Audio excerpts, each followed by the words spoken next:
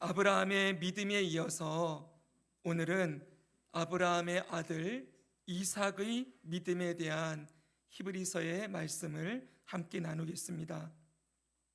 이 이삭의 믿음에 대해서는 20절 한 절에 기록되어 있는데 그 내용도 굉장히 짧은 것을 알 수가 있지요. 다시 한번 우리 20절을 함께 읽어봅니다. 시작. 믿음으로 이삭은 장차 있을 일에 대하여 야곱과 에서에게 축복하였으며. 아멘. 우리가 계속 이 믿음에는 믿음의 내용이 중요하다라고 배우고 있는데, 이삭이 가지고 있었던 믿음의 내용은 무엇입니까? 이 말씀에 있는 그대로 하면은 장차 있을 일에 대하여 야곱과 에서를 축복한 것. 이 야곱과 에서를 축복할 때 믿음으로 했다는 거예요. 자, 우리가 이 믿음으로 야곱과 에서를 축복한 이 이삭의 믿음의 내용을 알아보기 위해서는 창세기 27장으로 가보아야 합니다. 이 창세기 27장에 보면은 이삭이 야곱과 리브가에게 속아서 장자인 에서에게 주고자 했던 축복을 야곱에게 주는 기록을 볼 수가 있지요. 자, 그 사건을 한번 잠시 살펴보겠습니다. 먼저 창세기 27장 1절에서 4절을 보면 이렇게 되어 있습니다. 이삭이 나이가 많아 눈이 어두워 잘 보지 못하더니 맏아들 에서를 불러 이르되 내 아들아 하매 그가 이르되 내가 여기 있나이다 하니 이삭이 이르되 내가 이제 늙어 어느 날 죽을는지 알지 못하니 그런즉 내 기구 곧 화살통과 활을 가지고 들에 가서 나를 위하여 사냥하여 내가 즐기는 별미를 만들어 내게로 가져와 먹게 하여 내가 죽기 전에 내 마음껏 내게 축복하게 하라. 자, 이삭은 자신의 장자였던 에서에게 축복하고자 하는 마음을 가지고 있습니다. 그래서 여기 나와 있는 대로 요리를 해오면 내가 죽기 전에 널 축복하마, 이렇게 얘기를 했지요. 그런데 우리가 잘 아는 대로 어떻게 되었습니까? 이삭의 아내였던 리브가는 둘째 아들 야곱을 더 사랑했기 때문에 이 야곱에게 그 축복을 주고자 음모를 꾸밉니다. 염소로 이삭이 좋아하는 요리를 하고, 그리고 에서의 옷을 야곱에게 입히지요. 그리고 털이 많은 에서를 대신하여 염소 새끼의 가죽을 야곱의 손과 목덜미에 바릅니다. 입힙니다. 그렇게 해서 에서에게 주고자 했던 축복을 가로채게 하는 것이지요. 결국 어떻게 됩니까? 리브가와 야곱의 그 계략대로 이삭은 에서에게 주고자 했던 축복을 야곱에게 모두 하게 되지요. 창세기 27장 27절부터 29절은 이렇게 되어 있습니다. 이 말씀은 같이 한번 읽습니다. 시작. 그가 가까이 가서 그에게 입맞추니 아버지가 그의 옷의 향치를 맡고 그에게 축복하여 이르되 내 아들의 향치는 아버지 여호와께서 복주신 밭의 향치로다. 하나님은 하늘의 이슬과 땅의 기름짐이며 풍성한 곡식과 포도주를 내게 주시기를 원하노라. 만민이 너를 섬기고 열국이 내게 굴복하리니 내가 형제들의 주가 되고 내 어머니의 아들들이 내게 굴복하며 너를 저주하는 자는 저주를 받고 너를 축복하는 자는 복을 받기를 원하노라. 자, 이삭이 야곱에게 이 모든 축복을 주고 있습니다. 이 축복의 내용을 보면은 우리가 생각나는 구절이 있지요. 창세기 12장에 하나님께서 아브라함에게 주신 축복의 말씀을 기억나게 합니다. 내가 너로 큰 민족을 이루고 내게 복을 주어 내 이름을 창대하게 하리니 너는 복이 될지라. 너를 축복하는 자에게는 내가 복을 내리고 너를 저주하는 자에게는 내가 저주하리니 땅의 모든 족속이 너로 말미암아 복을 얻을 것이라 하신지라. 여러분, 이 말씀을 아브라함이 받았고 이 아브라함이 이삭에게 주었고, 이제 이삭은 원래 에서에게 주려고 했던 이 축복의 말씀을 야곱에게 모두 하게 된 것을 보게 됩니다. 자, 나중에야 이제 이 자신이 속은 것을 알게 된 이삭은 막 들어온 이제 사냥을 해서 요리를 가져온 이 첫 번째 아들 에서에게는 아무런 축복도 하지 못하게 되었고, 결국 에서와 야곱은 서로 원수가 되었지요. 이것이 창세기 27장에 나오는 이삭이 야곱과 에서를 축복한 사건의 내용이에요. 그런데 한번 생각해 보십시오. 지금까지 들었던 이 내용을 보면은 이삭이 믿음으로 야곱과 에서를 축복했다라는 이 히브리서의 이 말씀이 잘 이해가 되지 않지요. 지금 이삭이 믿음으로 한 것이 무엇입니까? 믿음이라는 것은 뭐라 그랬습니까? 하나님이 살아계신 것과 그가 자기를 찾는 자들에게 상 주시는 이시다. 하나님이 살아계시다는 것은 하나님이 인격적이고 말씀하시는 분이라는 걸 계속 강조하고 있지요. 하나님의 말씀에 순종하고 그 말씀을 가지고 살아갈 뿐만 아니라 늘 하나님을 찾는 모습으로 살아가는 게 믿음인데, 지금 이삭의 모습에서는 하나님을 찾는 모습, 하나님의 뜻에 순종하는 모습이 전혀 보이지 않습니다. 왜 이렇게 제가 단정지어서 말씀드릴 수 있는가 하면은, 하나님의 뜻은 분명히 에서가 아니라 야곱을 축복하는 것이 하나님의 뜻이었어요. 우리가 그것을 어디서 할 수 있습니까? 이 이삭의 아내 리브가가 임신하고 있었을 때 하나님께서 분명하게 이 두 아들에 대한 장래에 대해서 말씀해 주신 내용이 있지 않습니까? 한번 보실까요, 여러분? 자, 27장이 아니라 25장, 두 장을 앞으로 가면은 25장 21절에서 23절에 이렇게 되어 있습니다. 이삭이 그의 아내가 임신하지 못함으로 그를 위하여 여호와께 간구하며 여호와께서 그의 간구를 들으셨으므로 그의 아내 리브가가 임신하였더니 그 아들들이 그의 태 속에서 서로 싸우는지라.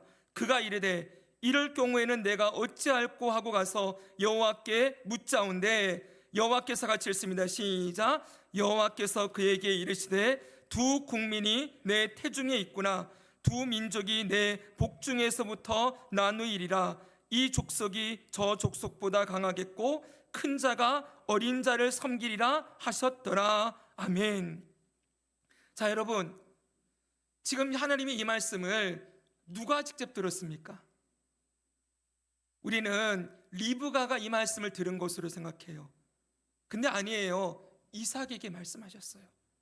보십시오. 이삭이 리브가를 위하여 여호와께 간구했어요. 이삭이 기도했고, 하나님께서는 이삭이 내가 이 두 아들이 싸우고 있는데 어찌할까요? 라고 물었을 때 이삭에게 분명하게 말씀해 주셨어요. 이 말씀의 핵심이 무엇입니까? 큰 자가 어린 자를 섬기리라.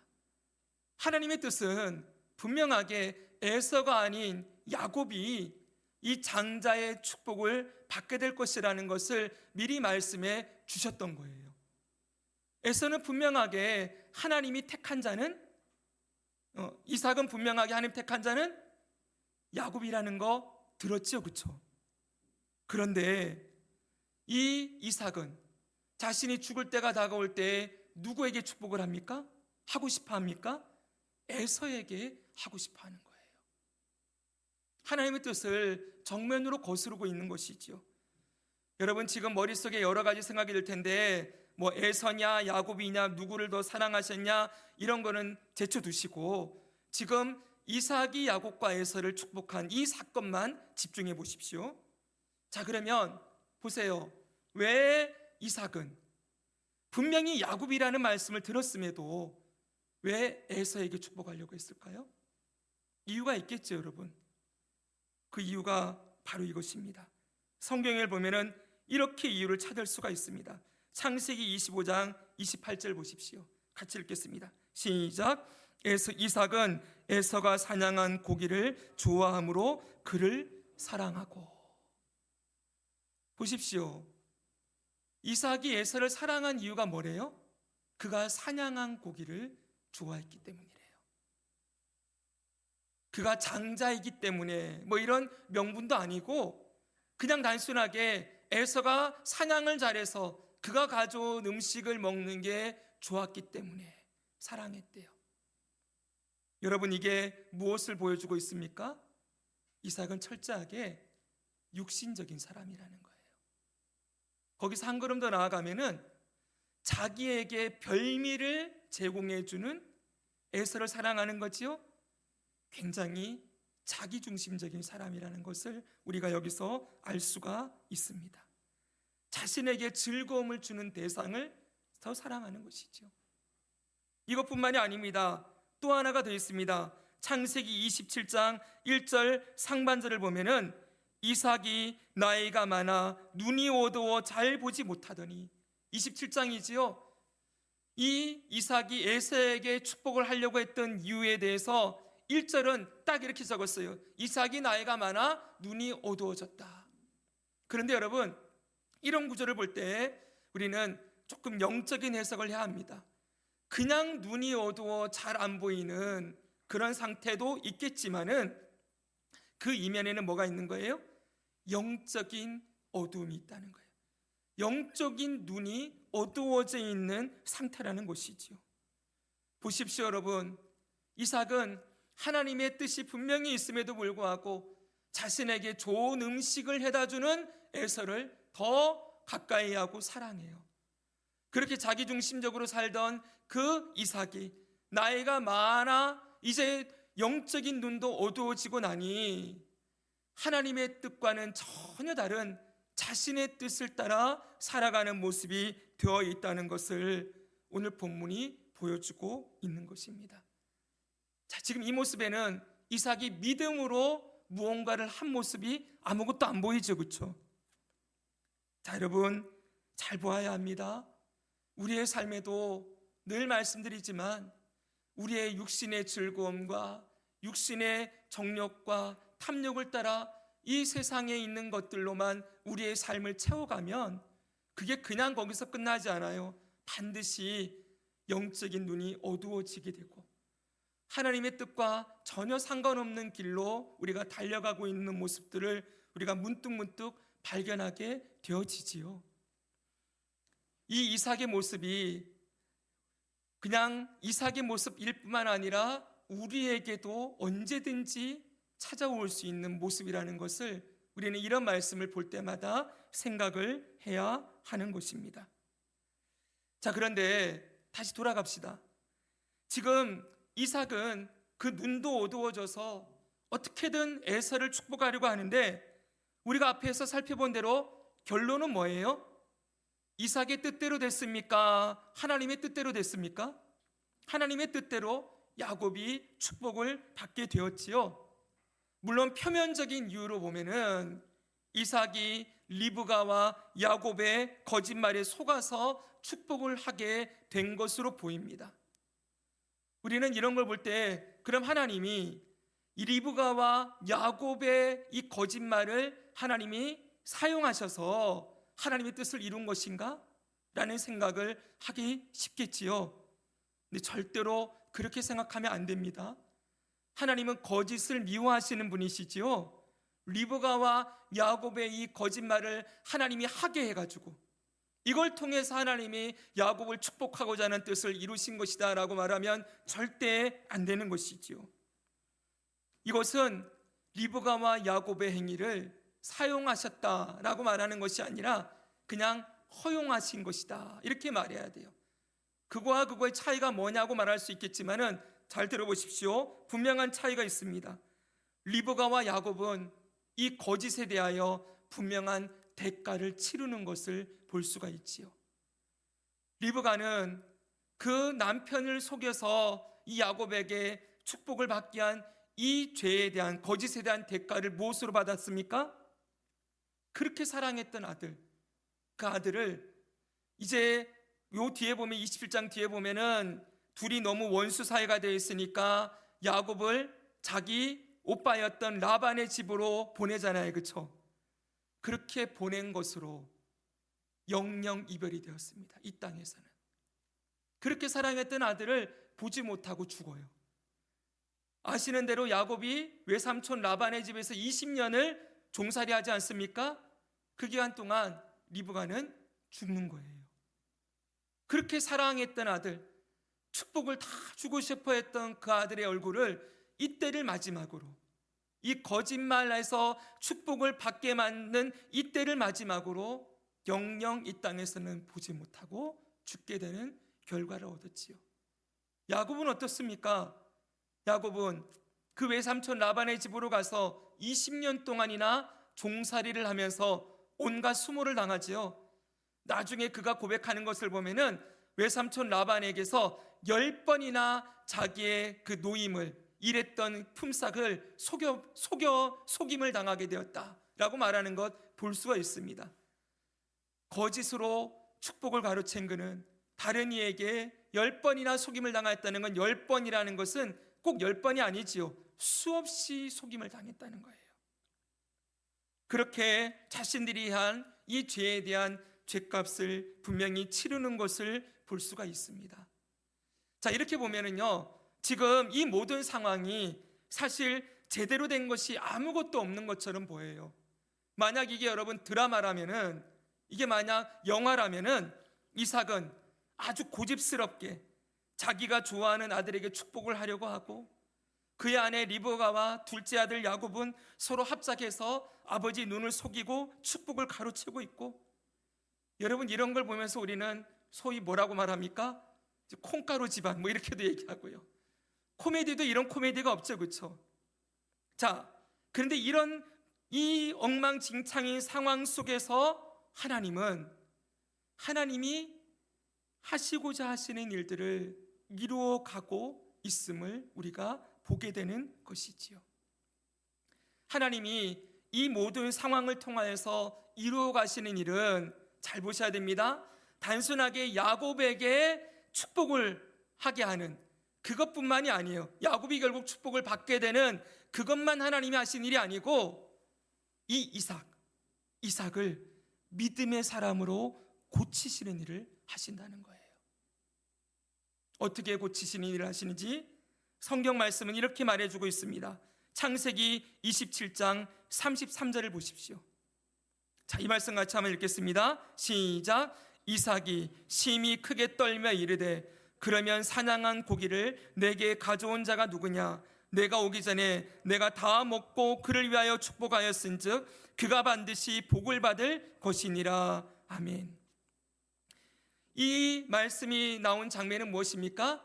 이제 에서가 이 사냥한 고기를 가지고 아버지 앞에 가서 제가 왔습니다, 아버지 드시고 축복해 주세요 그랬더니 이삭이 깜짝 놀라는 장면이지요. 근데 이 장면에서 오늘 성경 본문은 이삭이 어떤 태도를 취합니까? 이삭이 심히 크게 떨었다, 이렇게 말씀하고 있어요. 이 심히 크게 떨었다, 이 구절을 원문, 그 히브리어 원문을 그대로 직역하면 아주 심하게 두려움으로 떨었다라는 말이에요. 보십시오. 이삭은 지금까지 자기 중심적인 태도로 살아가는 사람이었어요. 제가 이번에 설교를 준비하면서 알게 된 게 바로 이거예요. 저는 많은 사람들이 이삭이라는 인물을 생각할 때 이삭은 크게 하나님 앞에서 과오가 없었던 사람, 그냥 평탄하게 그의 삶이 지나갔던 사람으로만 알고 있지요. 근데 사실 창세기에 이삭에 대한 기록이 많이 없어요. 이삭은 아브라함 때 어렸을 때 하나님께 번제물로 드리렸다가 살아남은 아들로 기록돼 있고, 그 다음에 이삭이 장성해서 리브가 결혼했죠, 그렇죠? 그리고 이 리브가를 저 블레셋 지방으로 데려갔다가 자신의 누이라고 아버지처럼 똑같은 실수를 범하죠, 그렇죠? 그러고서는 그 뒤에 보면은 에서와 야곱 낳은 이야기, 그리고 축복한 이야기예요. 그의 인생에 별다른 어떤 기록이 없어요. 그런데 우리가 아까 전에도 앞에 살펴보았듯이 하나님께서 분명하게 그에게 하나님의 뜻을 일러 주었음에도 불구하고 그는 에서를 더 아끼고 사랑하고 하나님이 주시고자 하는 축복을 야곱이 아닌 에서에게 주려고 하는 모습, 야곱이 아닌 에서에게 주려고 하는 모습을 우리가 보았죠. 그는 자기중심적으로 자기 뜻대로 고집스럽게 살았던 사람이었어요. 그런데 지금 하나님께서 행하신 이 일들을 보면서 그가 이 순간 탁 깨달은 거예요. 하나님이 계셨구나. 하나님의 뜻이 분명히 있었지. 자기는 지금 자기 뜻대로 에서를 축복하려고 했지만 결국 이게 뒤집어져서 야곱을 축복하게 되는 이 사건 앞에서 그가 깜짝 놀라고 있는 거예요. 그리고 두려움으로 떨기 시작했다는 거예요. 하나님의 뜻과 상관없이 살았던 자신의 인생, 자기 마음대로 자기 뜻대로 하려고 했던 그 모습들, 영적으로 눈이 가려워지고 어두워져서 하나님의 뜻과 상관없이 살았던 자신의 모습을 그때 비로소 정직하게 보게 되는 것이지요. 그래서 여기 두려움으로 떨었다, 이거는 하나님을 경외했다는 말씀이에요. 그가 비로소 하나님 앞에 섰다는 거예요. 하나님이 살아계시는구나. 자칫 잘못하면 그 하나님의 뜻을 자신이 거슬러서 자신이 야곱이 아닌 에서를 만약 축복했다면 얼마나 큰 죄를 범한 것이 되겠습니까? 차츰 그렇게 될 수 있었던 자신의 그 모습을, 실체를 딱 보면서 하나님 앞에 자신의 죄인데 이 자신의 고집스러운 모습들을 내어놓고 비로소 하나님을 경외하는 모습으로 하나님 앞에 서게 되었다는 걸 말씀하고 있는 거예요. 하나님은 이 사건을 통하여서 누구를 고치십니까? 이삭을 고치세요. 여러분, 이삭이 이 사건이 일어났을 때가 140살이었습니다. 140세쯤 되었을 거라고 봐요. 근데 이삭이 지금 얘기하기를 나는 이제 곧 죽을 것 같다 그랬잖아요. 근데 이삭이 바로 죽었는지 아십니까? 안 죽었어요. 이삭이 죽은 나이가 성경에 보니까 180세예요. 그 이후로 40년을 더 살았어요. 자신은 여기서 내가 죽고 끝나겠다 그랬지만 하나님은 어떻게 하십니까? 140세의 그를 다시 하나님을 경외하는 사람으로 불러놓으시고 그 이후의 기록은 180대에 죽었다라는 기록만 나오지만은 아마 그의 나머지 40년의 인생은 저는 달랐을 거라고 생각해요. 그 시간이 굉장히 아픔이었을 거예요. 왜요?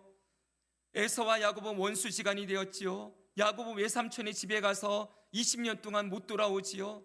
그의 아내 리브가는 그 시간 동안 죽었지요. 그 상실과 아픔을 견뎌내면서 그가 어떤 사람이 되었을까요?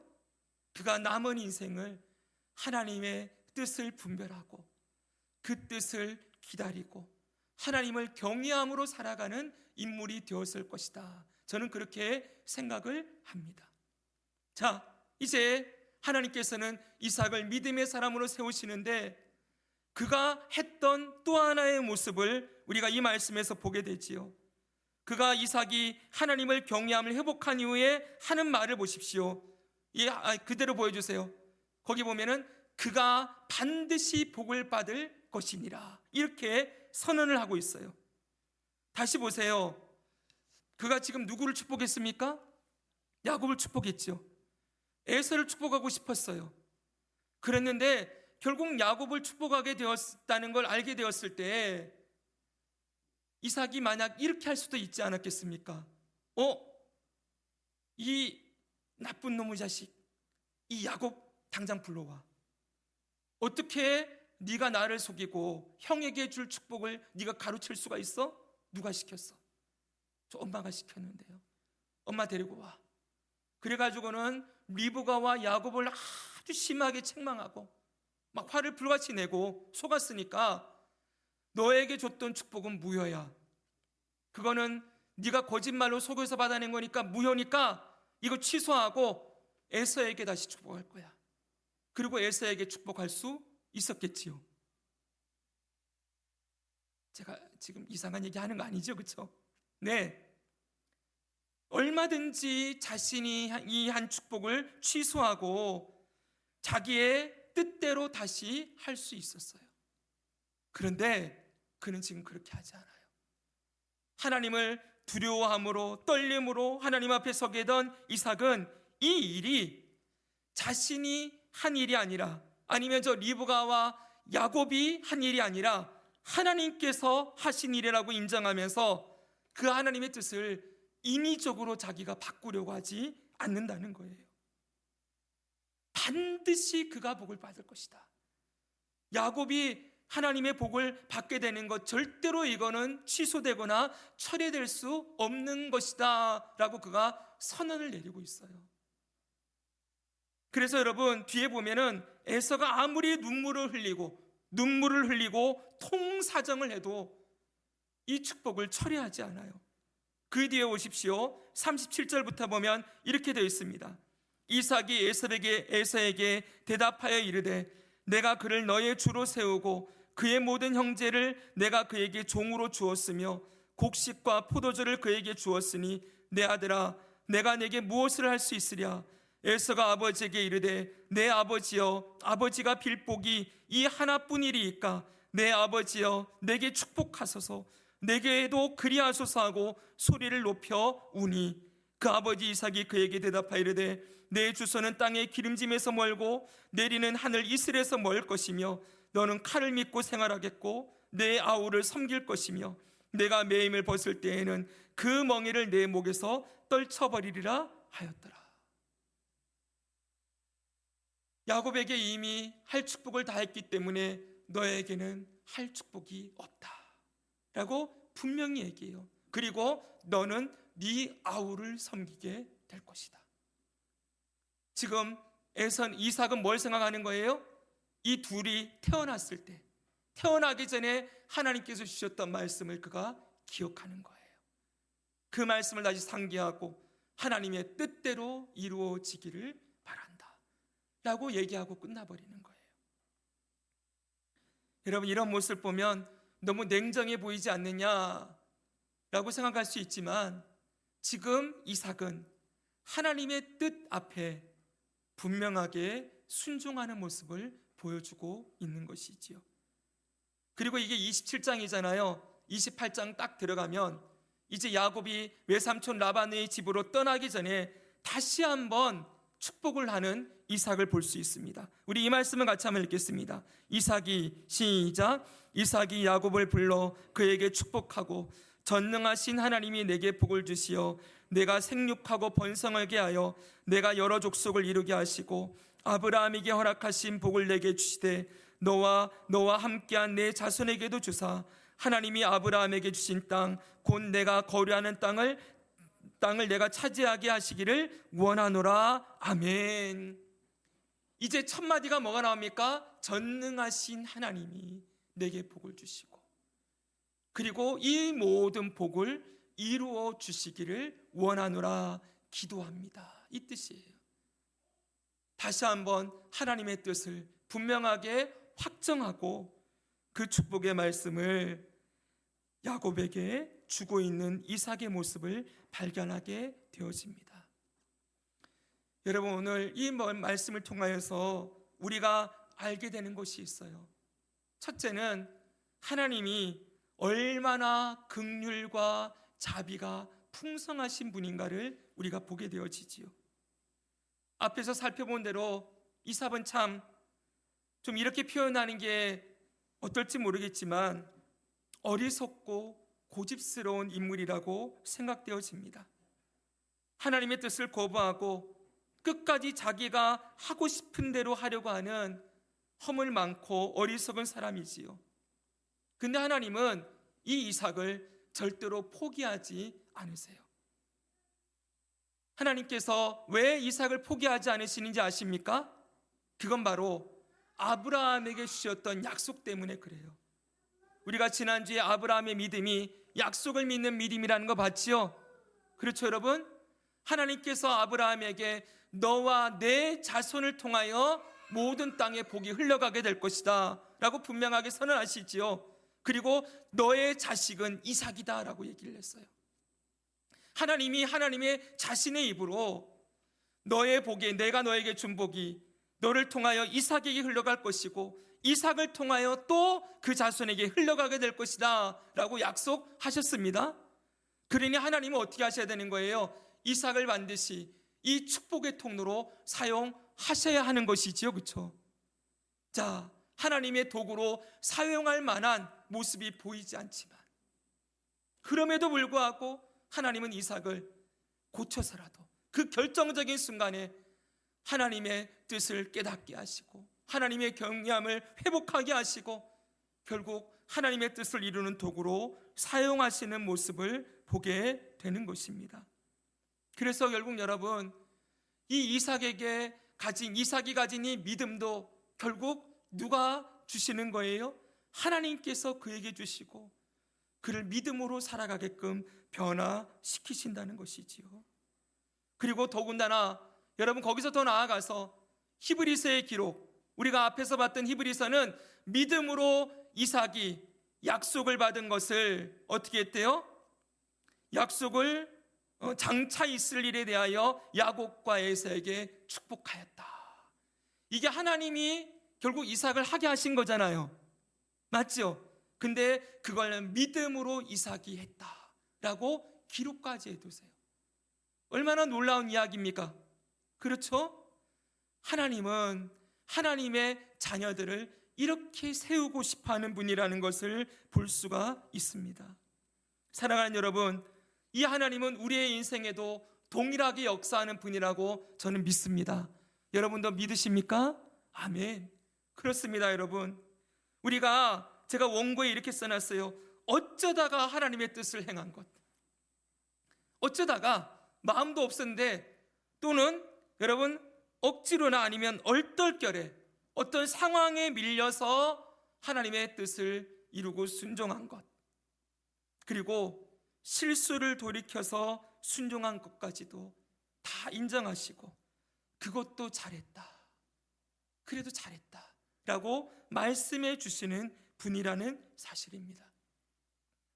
하나님이 얼마나 긍휼과 자비, 사랑과 은혜가 풍성하신 분이신지를 우리가 다시 한번 확인할 수 있지요. 이 하나님이 어떤 분이라는 거 우리가 알게 되면 알게 될수록 우리는 어떤 걸 경험하게 됩니까?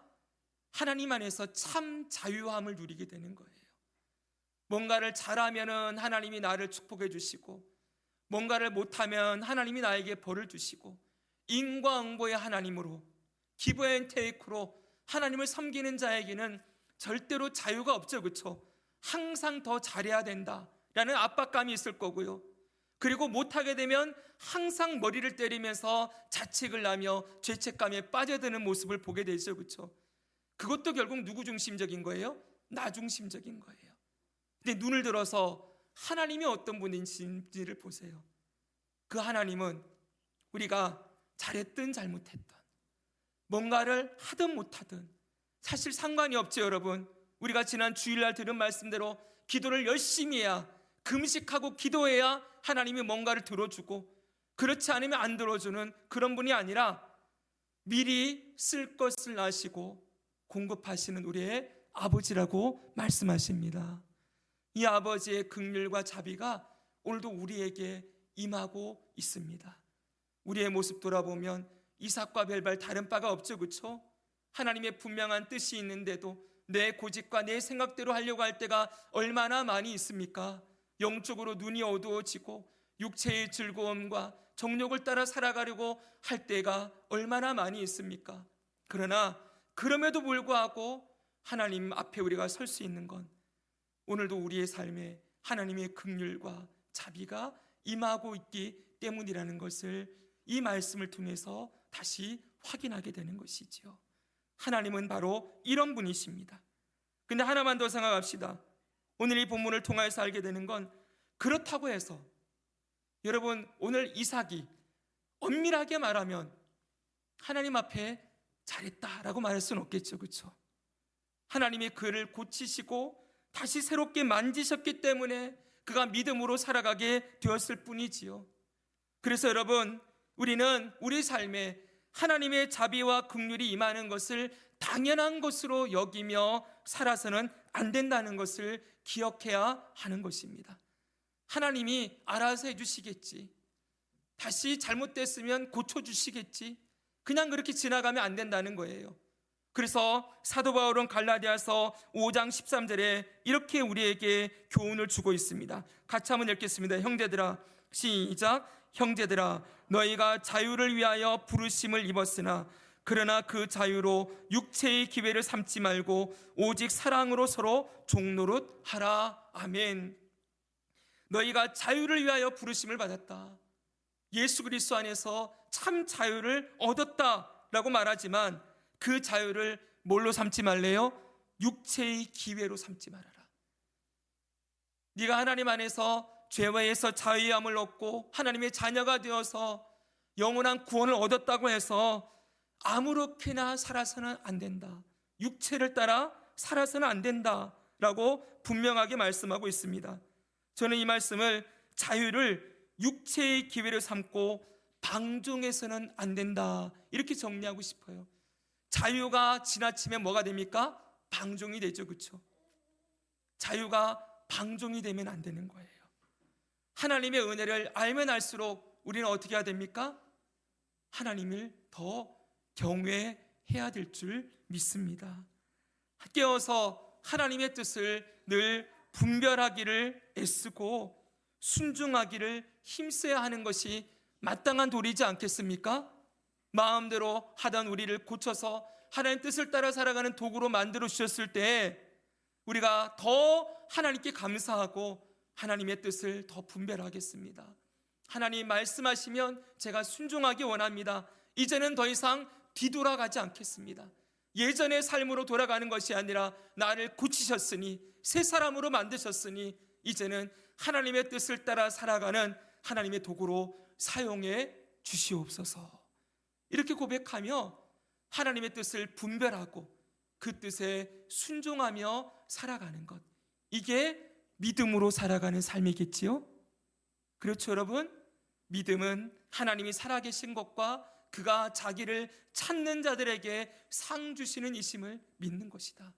하나님을 늘 찾아야 되는 거예요. 하나님 앞에 서야, 그래야 여러분 우리의 뜻이 잘못된 것을 분별하게 되어지고 하나님의 뜻을 다시 깨닫고 마음에 새기고 그 뜻대로 살아갈 힘과 능력을 공급받을 수 있는 겁니다. 그래서 여러분 늘 하나님 앞으로 돌아가는 것이 필요합니다. 오늘 이 말씀을 우리가 기억하면서 우리가 하나님 앞에 늘 서서 우리의 육체를 따라 살려고 하는 육체의 이 본성을 거스르고 하나님의 뜻에 순복하기를 기도합시다. 그리고 하나님의 뜻대로 한번 따라하겠습니다. 나를 사용해 주옵소서. 나를 써주십시오. 이 기도가 정말 하나님이 기뻐하는 기도예요. 하나님 나를 써주십시오.